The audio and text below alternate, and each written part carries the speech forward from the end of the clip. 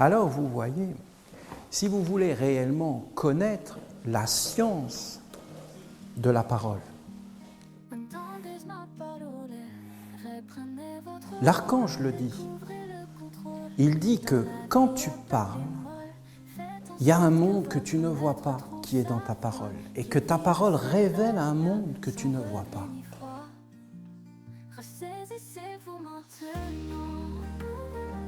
La création des mondes, puisqu'au commencement était le Verbe. Au commencement était le Verbe.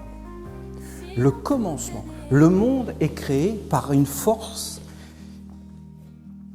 Les conditions sont là pour qu'il puisse avancer dans ce grand théâtre-là. Et donc tu dois récolter, puisque quand tu donnes, tu récoltes. Expliquez-moi comment le blé récolte le blé, parce qu'on donne le blé. Si tu ne donnes pas, tu n'as rien. Et c'est l'offrande. Or, regardez l'histoire. L'histoire de Caïn et d'Abel, l'histoire d'Osiris et de Seth. Dieu avait 2 fils. Dieu a 2 fils. Dieu engendre 2 fils. Il engendre le premier fils, le premier de ses fils, c'est Satan. C'est son fils à lui. C'est Dieu qui a décidé ça. Et le deuxième de ses fils, c'est Lucifer. Et c'est Dieu qui a décidé ça. Satan et Lucifer sont les 2 premiers fils de Dieu. C'est des fils de Dieu. Qu'est-ce que s'appelle Satan? Satan, ça veut dire la matière.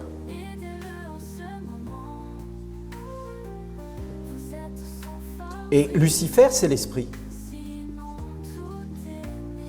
Vous avez les lois de la matière, c'est-à-dire le durcissement. Et vous avez les lois de l'esprit, c'est-à-dire l'expansion, la force centripète, les forces de la nature. La force du durcissement, de la condensation, la force de l'expansion. Le côté idéaliste, le côté concret. Les 2 fils, la loi de la matière et la loi de l'esprit. Et ces 2 lois doivent être équilibrées. Ce sont les lois qui font tourner la roue.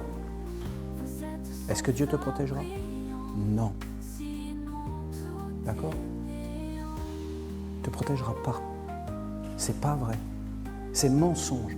Ce qu'on dit ça, c'était pour endormir. Jésus a dit, à celui qui a, on donnera. À celui qui n'a pas, même le peu qu'il a, on lui prendra. C'est vérité ce qu'il a dit. Si tu n'as pas la lumière et que tu ne sais pas la mettre en œuvre dans ta vie, on te prendra tout. Et quand tu mourras, tu n'auras plus rien.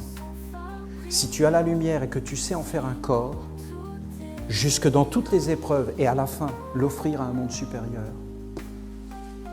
tu entreras dans le monde de la lumière et tu auras une réincarnation de plus en plus dans la lumière jusqu'à devenir parfait.